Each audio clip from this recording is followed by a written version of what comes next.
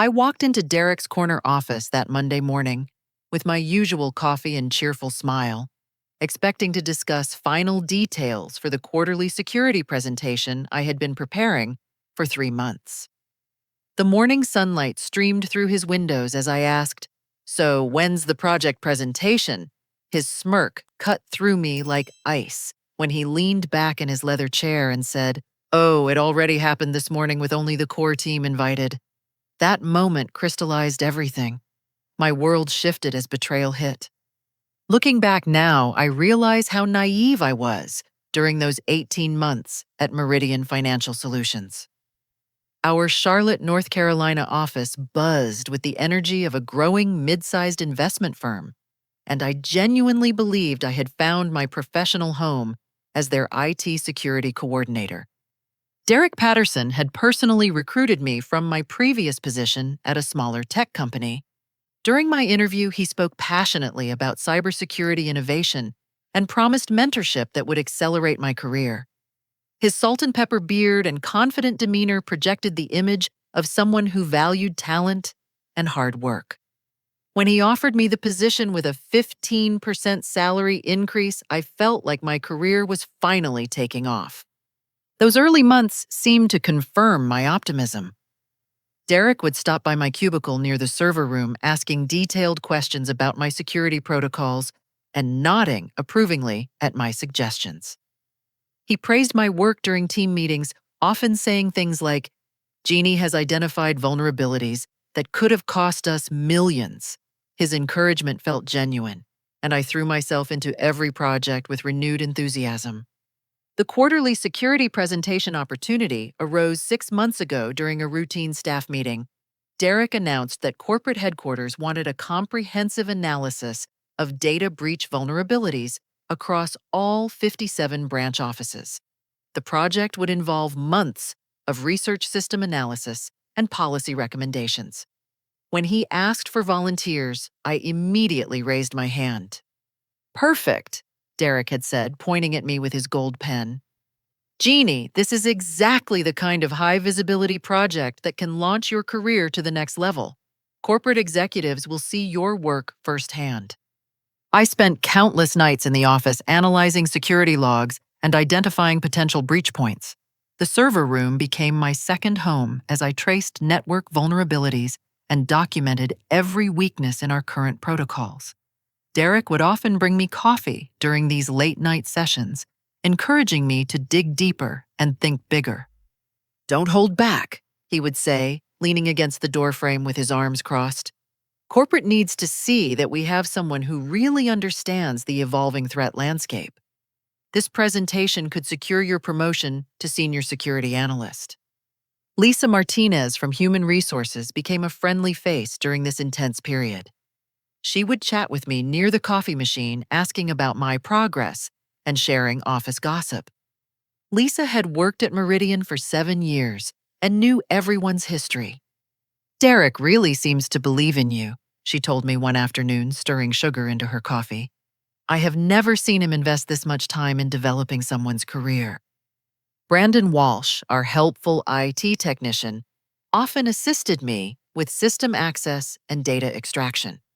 His easygoing personality and technical expertise made the long research hours more bearable. Brandon had recently graduated from North Carolina State University and brought fresh perspectives to our security challenges. "Your analysis is incredible," he said one evening while helping me compile network traffic reports. "I learned more about cybersecurity in the past month working with you than in my entire college program." The only discordant note came from Sandra Phillips, a competitive colleague who worked in compliance oversight. Sandra had been with the company for 3 years and seemed resentful of the attention Derek gave my project. She would make subtle comments about my special treatment and question whether I was truly qualified for such an important assignment. "Some people get lucky with high-profile projects," she said one day while we waited for the elevator. "I hope you can handle the pressure when executives start asking tough questions." Despite Sandra's negativity, I remained focused on creating the most comprehensive security analysis possible. My research revealed shocking vulnerabilities that could expose client financial data to sophisticated hackers.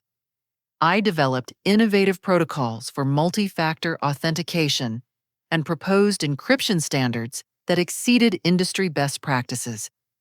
Derek reviewed my progress weekly, always expressing amazement at the depth of my findings. He would print out my reports and study them carefully, asking probing questions that pushed me to refine my recommendations even further.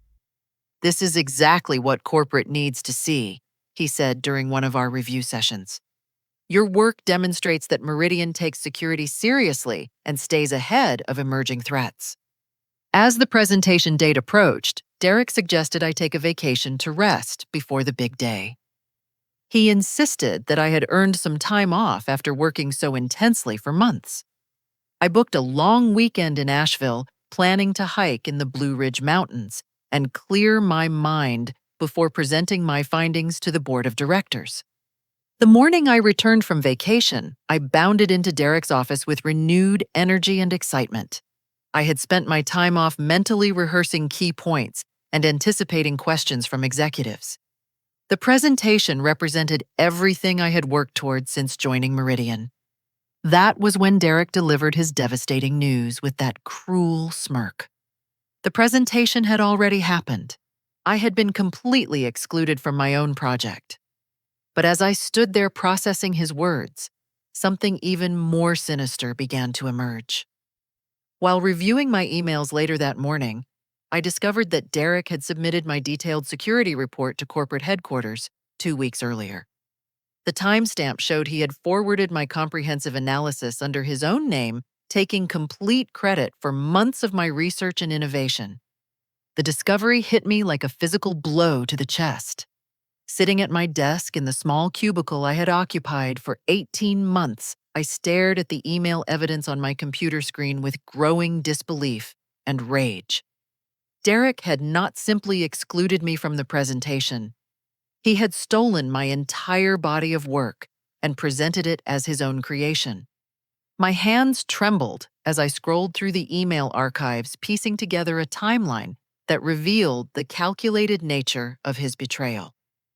3 weeks ago, Derek had forwarded my 50-page vulnerability analysis to the Chief Technology Officer with a note that read, "Please review my comprehensive security assessment for the quarterly board presentation." My name appeared nowhere in the correspondence. The security system logs told an even more damning story. Derek had been systematically copying my research files to his personal directory for the past 6 weeks. Every report I had painstakingly crafted, every innovative protocol I had developed, every vulnerability I had identified through late-night analysis had been quietly transferred to his possession. I needed to understand the full scope of what had happened, so I walked to the Human Resources Department seeking answers. Lisa looked up from her desk with her usual warm smile, but I could see confusion in her brown eyes when she noticed my distressed expression. "Jeannie, you look upset," she said, gesturing for me to sit in the chair beside her desk. "Is everything okay?" "Lisa, I need to ask you something confidential." I began trying to keep my voice steady. "Have you heard anything about Derek receiving recognition recently for security work?" Her face brightened immediately. "Oh, yes, that was so exciting. Derek received a formal commendation letter from corporate last week for his innovative security protocols. The letter praised his forward-thinking approach to cybersecurity and his ability to identify critical vulnerabilities before they became problems." The words felt like acid in my stomach. Every innovation, every forward-thinking approach, every critical vulnerability had originated from my research. Derek had stolen not just my work, but also the recognition that should have accompanied it. The letter specifically mentioned his comprehensive analysis of branch office security weaknesses. Lisa continued enthusiastically. Corporate was so impressed that they fast-tracked his promotion review. Derek might become Vice President of Security Operations within the next quarter. I managed to maintain my composure during our conversation, but inside, I felt like screaming. Derek was not just stealing credit for my work. He was using it to advance his own career while simultaneously destroying mine. Walking back to my desk, I encountered Sandra near the copy machine. For once, her usual competitive smirk had been replaced by something that looked almost like sympathy. "Sandra, can I ask you something?" I said, lowering my voice to ensure privacy. She glanced around the office nervously before nodding. "I suppose we should talk." "Did you know about the presentation this morning?" Her shoulders sagged slightly. "Derek swore me to secrecy about it 3 weeks ago. He said the board wanted a small, focused presentation without too many people involved. He told me that you were taking vacation time and would not be available anyway." "But it was my project," I said, struggling to keep my voice from rising. "I did all the research." "I know," Sandra admitted quietly. "I felt terrible about keeping it secret, but Derek made it sound like corporate had specifically requested a streamlined approach.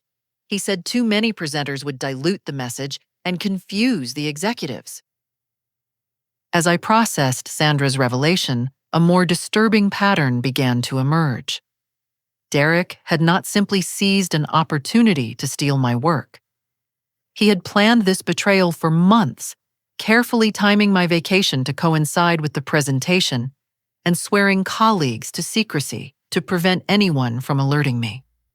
That afternoon, I began systematically reviewing every interaction I had with Derek over the past 6 months. His encouragement to work late nights suddenly seemed less like mentorship and more like exploitation. His insistence that I take vacation time before the presentation was not concern for my well-being, but strategic timing to ensure my absence. Most painfully, I realized that Derek had been undermining my reputation while stealing my innovations. Through careful inquiry with other departments, I learned that Derek had been making subtle comments about my competence to colleagues throughout the company. James Cooper from the accounting department mentioned during a casual conversation that Derek had expressed concerns about my ability to handle advanced security concepts. Derek said, "You were struggling with some of the more complex aspects of the project and needed his guidance to develop viable solutions. See you are." 2. James revealed. Patricia Evans from Client Services shared a similar story. Derek mentioned that he was spending extra time coaching you through difficult technical concepts. He seemed worried that the project might be too advanced for your current skill level. Each revelation felt like another knife in my back. While I had been working 18-hour days to create innovative security solutions, Derek had been systematically destroying my professional reputation to provide cover for his theft. But as I continued investigating, I stumbled upon something far more sinister than simple plagiarism. While reviewing security access logs for evidence of Derek's file copying, I noticed irregularities in his login patterns that had nothing to do with my stolen project. Derek had been accessing confidential employee salary information that was completely outside his security department responsibilities. The timestamps showed he had downloaded payroll data promotion schedules and performance evaluation details for dozens of employees across multiple departments. Even more alarming, I discovered that Derek had been using his administrative privileges to access client investment portfolios and sensitive financial planning documents. These files contained the kind of proprietary information that competitors would pay handsomely to obtain. A cold realization washed over me as I traced his unauthorized access patterns. Derek was not just a thief who had stolen my work. He was compromising company security for personal profit, systematically violating client confidentiality, and potentially engaging in corporate espionage. The evidence painted a picture of sophisticated criminal activity that made his theft of my presentation seem almost trivial by comparison. Derek Patterson was selling confidential Meridian information to outside parties, and I was the only person in the company with both the technical skills and security clearance necessary to prove it. The full scope of Derek's criminal enterprise became clear as I spent the next 2 days carefully tracing his unauthorized system access. What I initially thought was simple workplace theft had evolved into a complex web of corporate espionage that threatened not only my career, but potentially the entire financial security of Meridian and its clients. Using my administrative privileges as IT security coordinator, I followed Derek's digital footprints through secure servers and encrypted databases. The pattern that emerged was both sophisticated and deeply disturbing. Derek had been systematically harvesting confidential information from multiple company divisions for at least 8 months. His unauthorized downloads included complete client investment portfolios worth hundreds of millions of dollars, detailed merger and acquisition plans for upcoming corporate deals, and proprietary trading algorithms that Meridian had spent years developing. The sheer volume of stolen data suggested a level of planning and coordination that went far beyond opportunistic theft. My investigation led me to trace outbound network communications from Derek's workstation. What I discovered made my blood run cold. Derek had been regularly transmitting encrypted files to external email addresses registered to Blackstone Analytics, Meridian's biggest competitor in the Charlotte financial services market. Blackstone had been gaining suspicious advantages in recent client acquisition battles, seemingly anticipating Meridian's strategies and undercutting our proposals with uncanny accuracy. Now I understood how they had been staying one step ahead. Derek was feeding them our confidential business intelligence in real time. The financial implications were staggering. Derek's corporate espionage had likely cost Meridian millions of dollars in lost business opportunities and compromised competitive advantages. But the personal implications for me were equally terrifying as I uncovered the next phase of his scheme. Buried in Derek's file directories, I found a folder labeled Personnel Issues that contained fabricated documentation about my job performance. Derek had been creating false incident reports, claiming that I had been accessing systems inappropriately and violating security protocols. The dates on these fake reports went back 3 months, establishing what appeared to be a pattern of misconduct on my part. The manufactured evidence was disturbingly thorough. Derek had documented alleged conversations where I supposedly admitted to struggling with security concepts and making unauthorized system modifications. He had created fake email threads that made it appear I had been communicating inappropriately with external contacts about confidential company information. Most chilling of all, Derek had prepared a formal disciplinary recommendation that blamed me for security breaches that he had actually caused himself.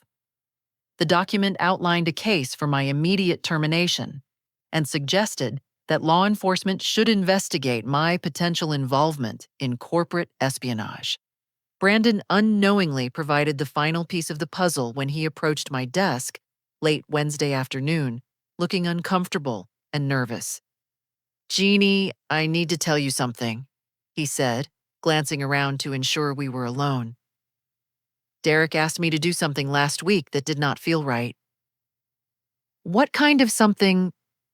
"He wanted me to install monitoring software on your computer and plant some suspicious files in your personal directory." Brandon admitted, his face flushed with embarrassment. "He said it was part of a security audit, but the whole thing seemed sketchy." "Did you do it?" "No way," Brandon said firmly. "I told him I was too busy with other projects. But Jeannie, I think you should know that he seemed really determined to find problems with your computer usage." The picture was now complete. Derek had stolen my work to secure his own promotion, while simultaneously framing me for his criminal activities. His plan was diabolically elegant: take credit for my innovations, advance his career through corporate espionage profits, and then eliminate me as a potential witness by having me fired and possibly prosecuted for his crimes. I realized that Derek intended to implement his final phase this Friday. He had already scheduled a meeting with Human Resources and Corporate Security to present his fabricated evidence of my misconduct. Once I was terminated and potentially facing criminal charges, he would be free to continue his espionage activities without fear of detection from the one person in the company qualified to catch him. The weight of this realization nearly overwhelmed me. Derek had not just betrayed my trust or stolen my work. He had constructed an elaborate frame job that could destroy my career, my reputation, and potentially my freedom. If I did not act quickly and decisively, I would find myself facing charges for crimes that Derek had committed while he continued profiting from his corporate espionage. But as I sat in my cubicle processing the full scope of Derek's deception, something unexpected happened. Instead of feeling defeated, I began to experience a cold, focused determination that surprised me with its intensity. Derek had made one critical mistake in his elaborate scheme. As IT security coordinator, I possessed administrative access to every system he had compromised and comprehensive knowledge of security protocols that he had violated. More importantly, I had detailed documentation of every unauthorized access and every piece of evidence that proved his guilt. Derek Patterson thought he was playing chess while I was playing checkers. He was about to learn that I had been studying his moves for months and preparing a counterattack that would expose not just his theft of my work, but his entire criminal enterprise. The student was about to become the teacher, and the lesson would be devastating. Thursday morning arrived with crisp autumn air and the kind of clarity that comes from having a focused mission.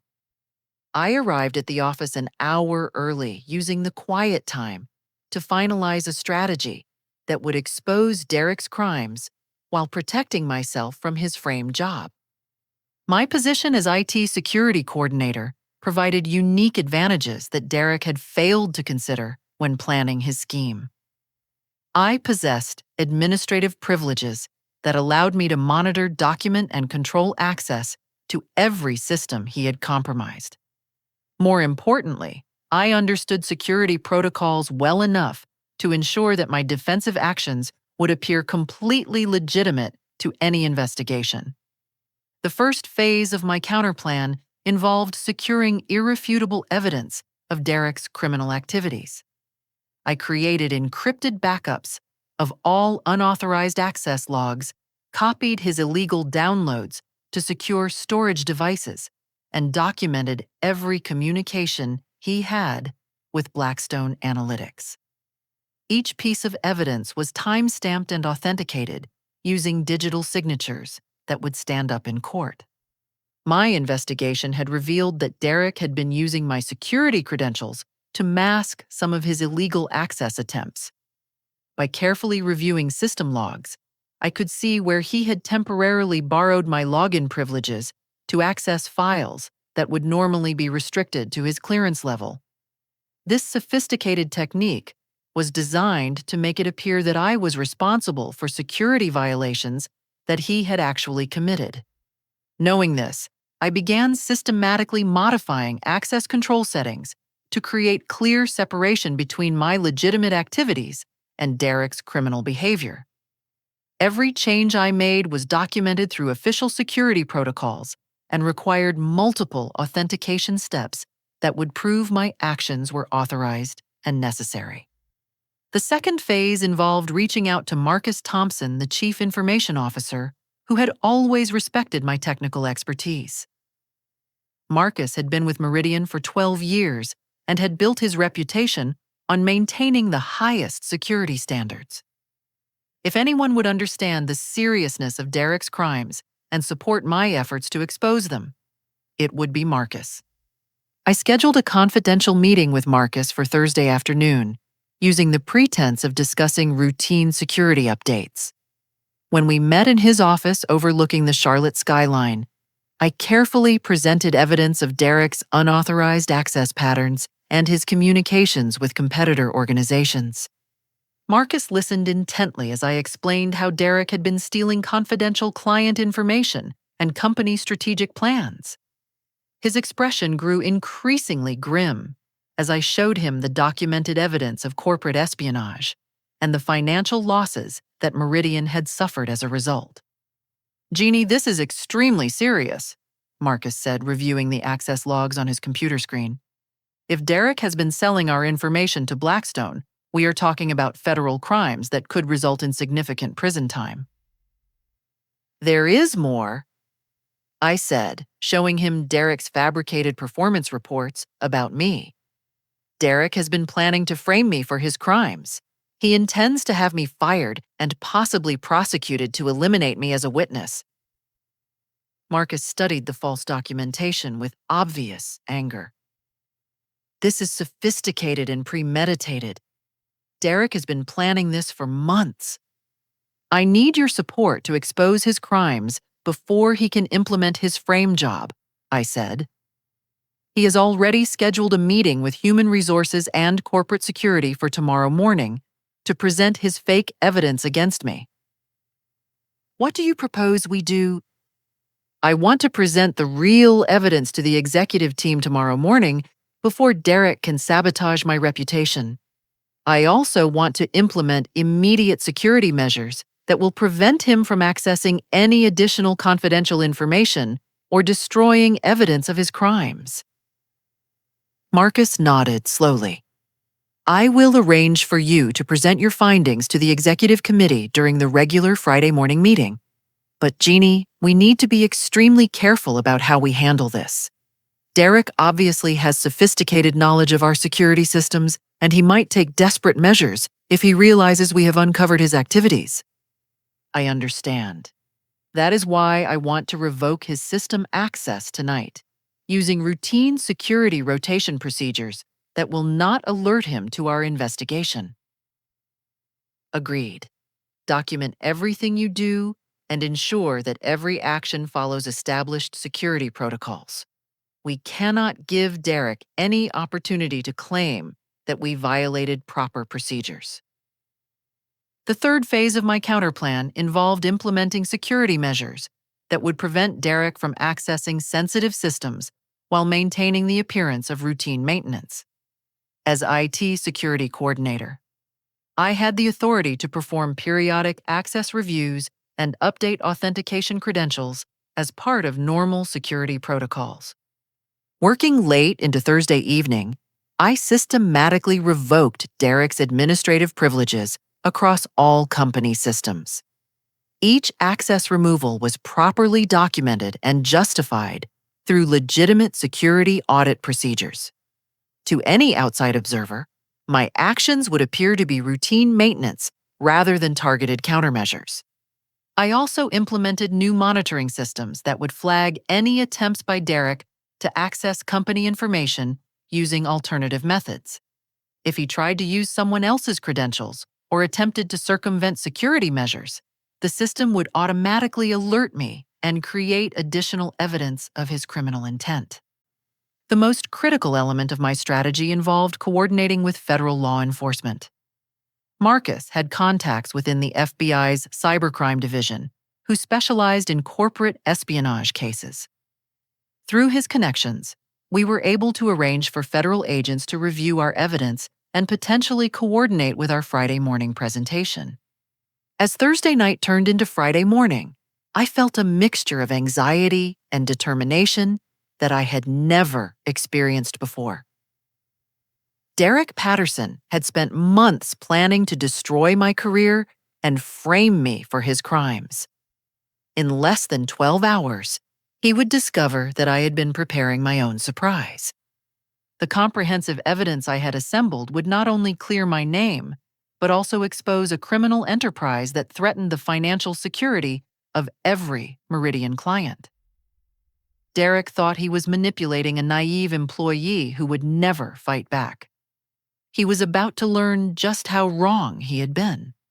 Friday morning arrived with the crisp energy of justice about to be served.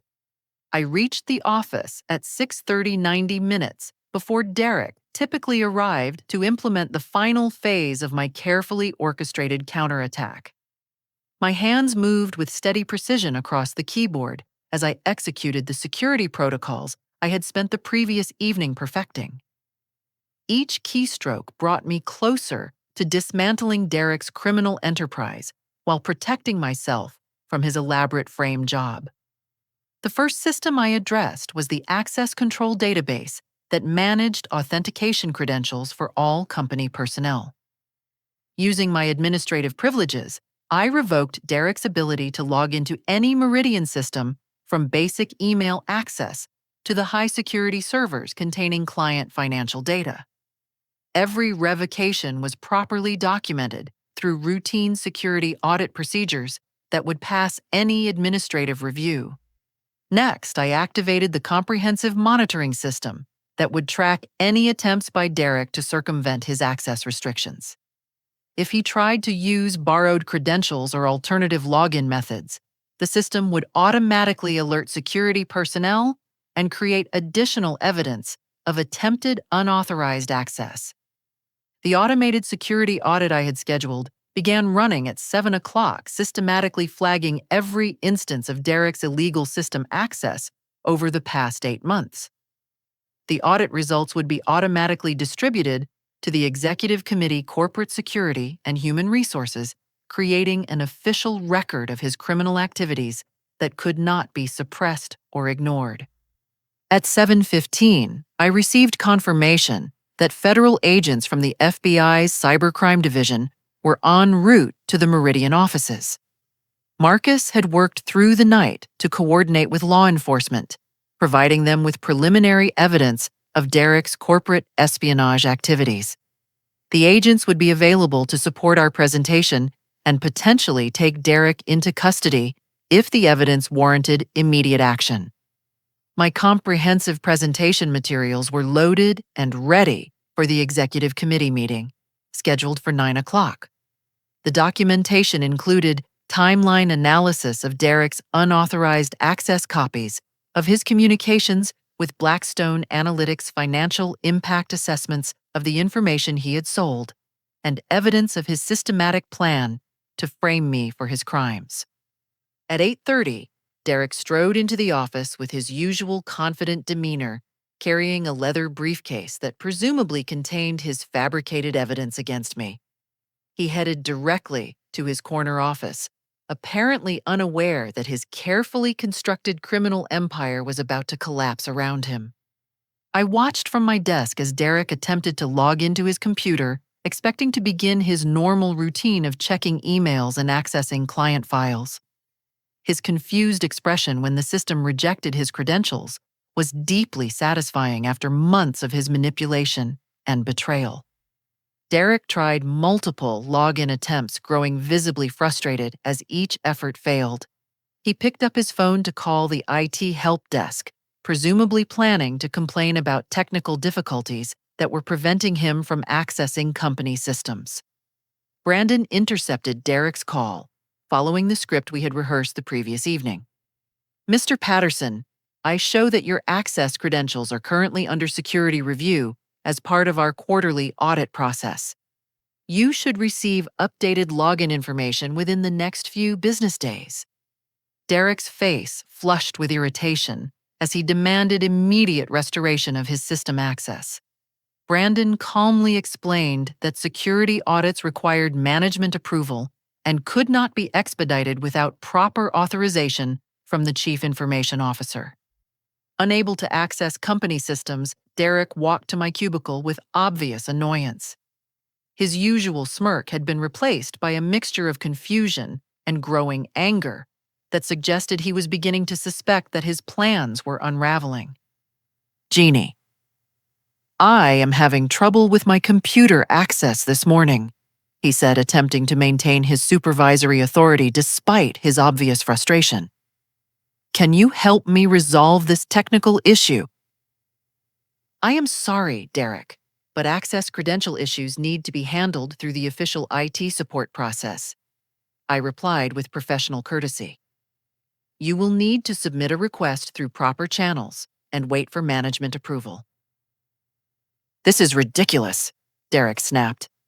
I have important work to complete today and I cannot waste time dealing with bureaucratic nonsense. I understand your frustration, but security protocols exist for good reasons, I said calmly. I am sure the access review will be completed soon. Derek stormed away from my desk, clearly agitated by the unexpected obstacle to his normal routine. He spent the next hour making increasingly frustrated phone calls and demanding explanations from various department managers who were unable to provide immediate solutions to his access problems. At 9 o'clock, the executive committee meeting convened in the main conference room overlooking downtown Charlotte. Marcus Thompson had arranged for me to present my findings during the security update portion of the agenda, ensuring that Derek would not have an opportunity to present his fabricated evidence first. The conference room contained the most senior leadership of Meridian Financial Solutions: Chief Executive Officer Patricia Hendricks, Chief Operating Officer Thomas Bradley, Chief Technology Officer Marcus Thompson, and Chief Financial Officer Margaret Walsh. Also present were representatives from Human Resources, Corporate Security, and Legal Affairs. As I connected my laptop to the presentation system, 2 FBI agents entered the conference room and introduced themselves to the executive team. Special Agent Rachel Martinez and Special Agent David Kim represented the Cybercrime Division and had reviewed the preliminary evidence that Marcus had provided the previous evening. Ladies and gentlemen, I began.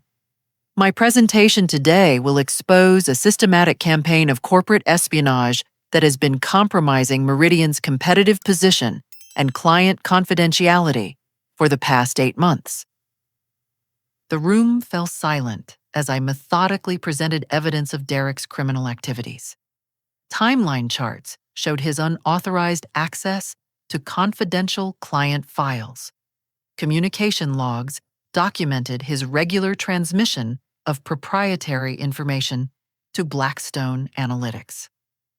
Financial analysis demonstrated the millions of dollars in losses that Meridian had suffered as competitors gained unfair advantages through stolen intelligence. Furthermore, I continued, Derek Patterson has been preparing to frame me for his crimes by creating fabricated performance reports and false documentation that would make me appear responsible for security breaches that he actually committed. The executive team listened with growing amazement and anger as I revealed the sophistication of Derek's deception. CEO Patricia Hendricks asked pointed questions about the financial impact and legal implications, while CFO Margaret Walsh demanded detailed explanations of how confidential client information had been compromised. Special Agent Martinez confirmed that the evidence met federal standards for corporate espionage prosecution and that the FBI was prepared to pursue criminal charges against Derek immediately.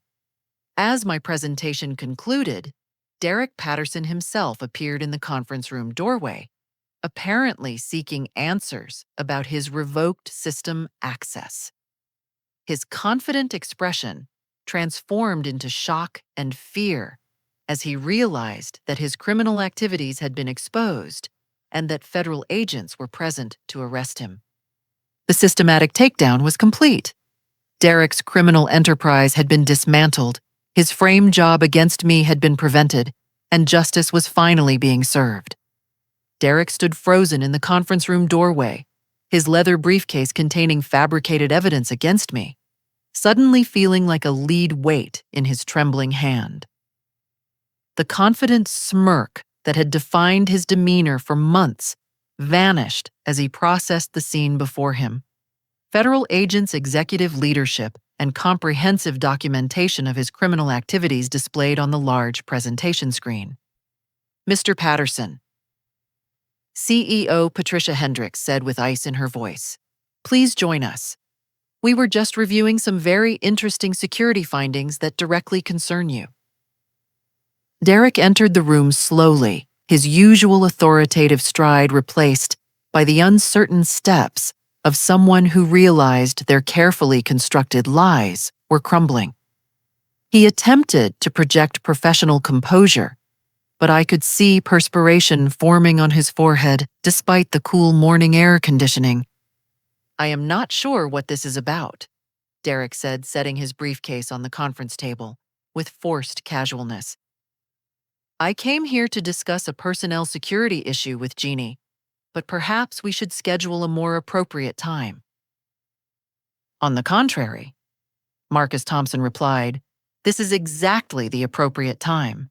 Jeannie has just presented compelling evidence that you have been engaged in corporate espionage, theft of proprietary information, and systematic fraud against this company." Derek's face flushed red as he turned toward me with obvious anger. "This is preposterous.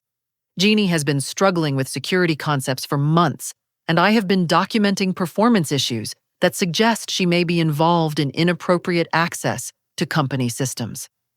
Special Agent Martinez stepped forward, her FBI credentials clearly visible. "Mr. Patterson, I am Special Agent Martinez with the Federal Bureau of Investigation. We have reviewed extensive evidence of your unauthorized access to confidential systems and your communications with competitor organizations." "There must be some mistake," Derek protested, his voice rising with desperation. "I am the Regional Security Director. All of my system access is authorized and necessary for my job responsibilities." "Not according to these logs," I said calmly, advancing the presentation to show detailed timestamps of his unauthorized downloads. "This documentation shows that you accessed client investment portfolios that were completely outside your security clearance level and then transmitted that information to external email addresses registered to Blackstone Analytics." Derek's composure finally cracked completely. "You little backstabbing witch, I hired you, I mentored you, and this is how you repay me, by fabricating lies and trying to destroy my career? The only fabrication here is the false performance documentation you created about Jeannie." Chief Operating Officer Thomas Bradley interjected. "We have reviewed your manufactured incident reports, and they are clearly designed to frame an innocent employee for crimes you committed yourself." Derek turned toward the executive team with increasing desperation. "You do not understand the full situation. Jeannie has been accessing systems inappropriately for months, and I have been investigating her activities as part of my security responsibilities. She is obviously trying to blame me for her own misconduct." "Then you will not mind if we examine the contents of your briefcase," Special Agent Kim said, reaching toward Derek's leather case. Derek instinctively pulled the briefcase closer to his chest, a move that confirmed to everyone in the room that it contained evidence he did not want discovered. His protective gesture spoke louder than any verbal denial. "Mr. Patterson," CEO Hendricks said with finality, "effective immediately, your employment with Meridian Financial Solutions is terminated. Security personnel will escort you from the building, and all company property must be surrendered before you leave the premises." "You cannot do this to me!" Derek shouted, his professional facade completely abandoned. "I have contracts, I have legal protections, I have documentation that proves Jeannie is the real security threat in this company." "Actually, we can, and we are," Legal Affairs Representative Jennifer Collins said calmly. "Your employment contract contains specific provisions regarding criminal activity and breach of fiduciary responsibility.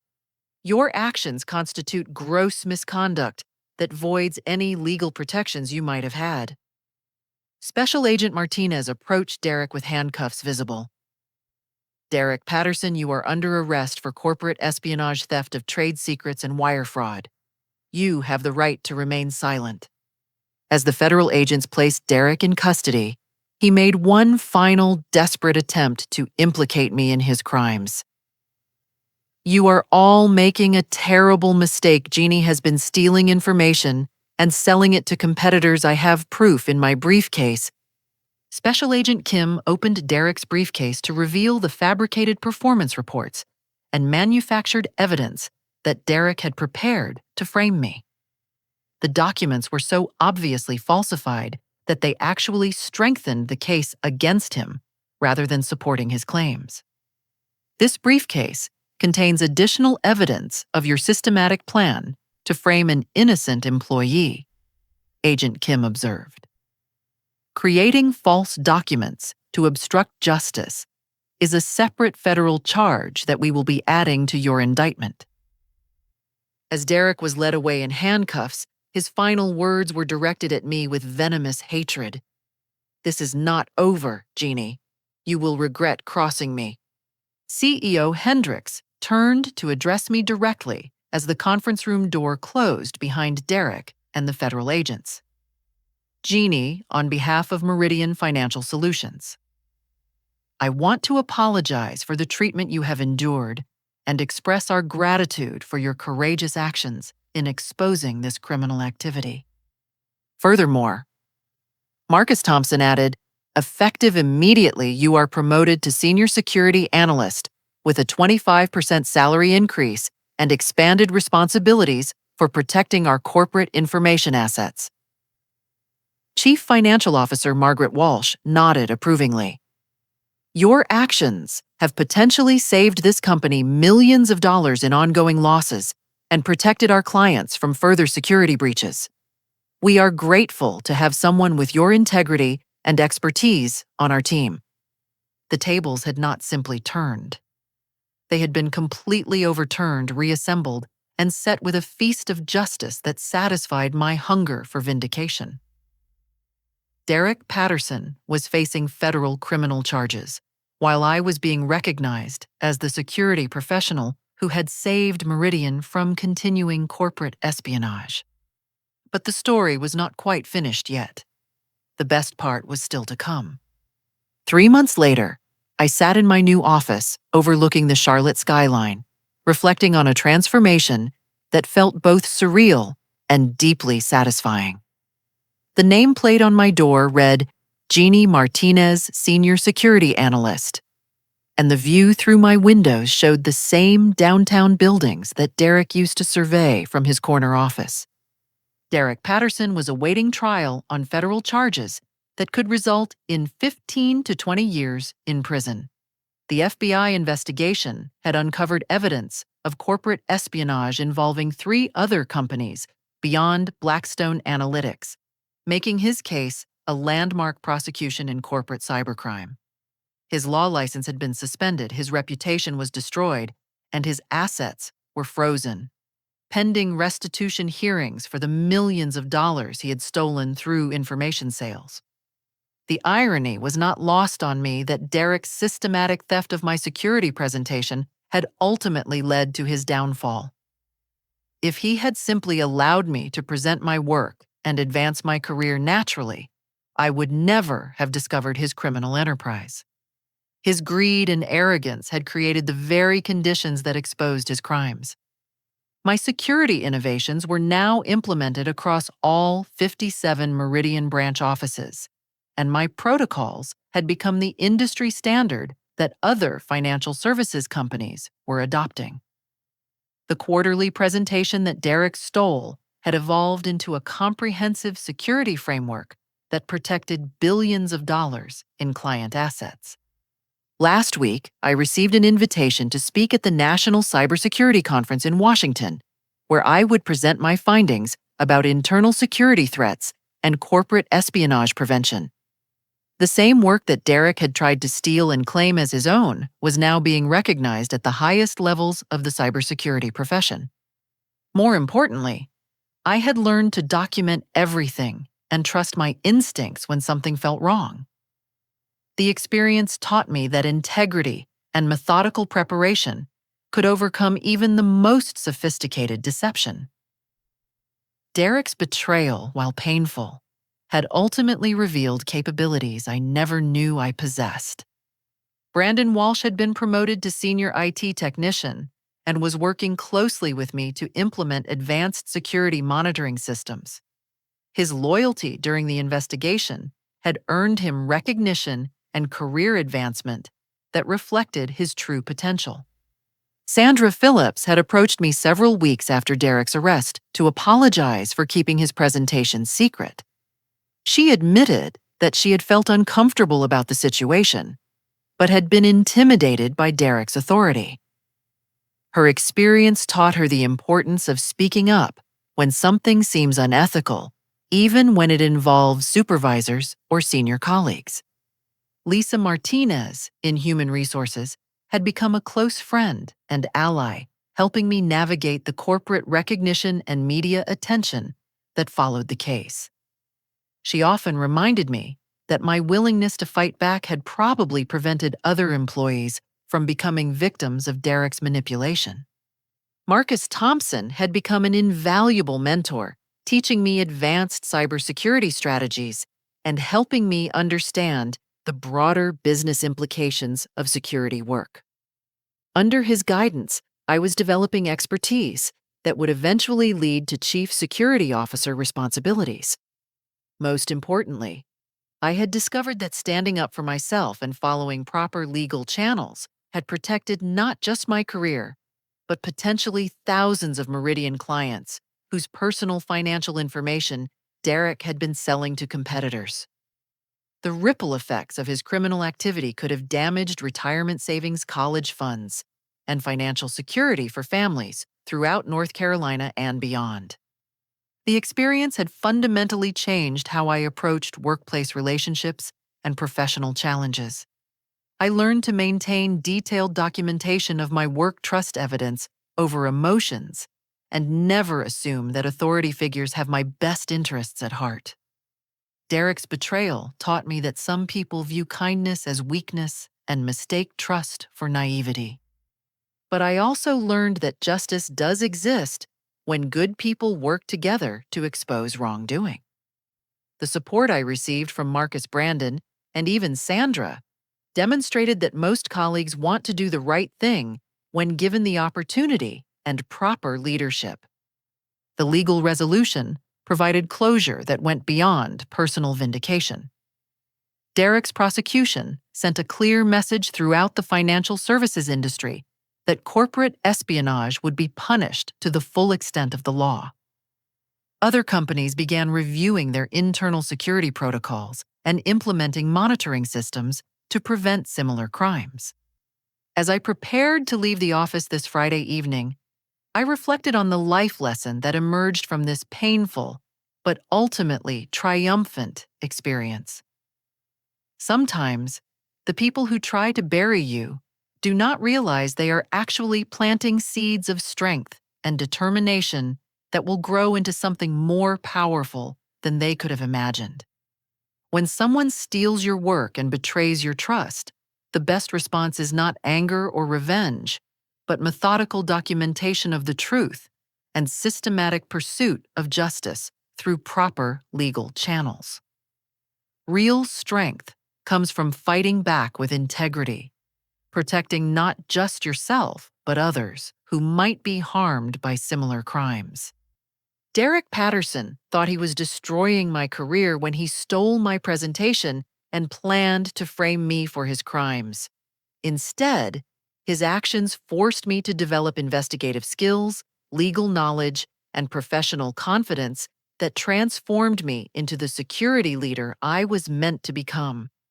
Sometimes betrayal becomes the catalyst for discovering capabilities you never knew you possessed.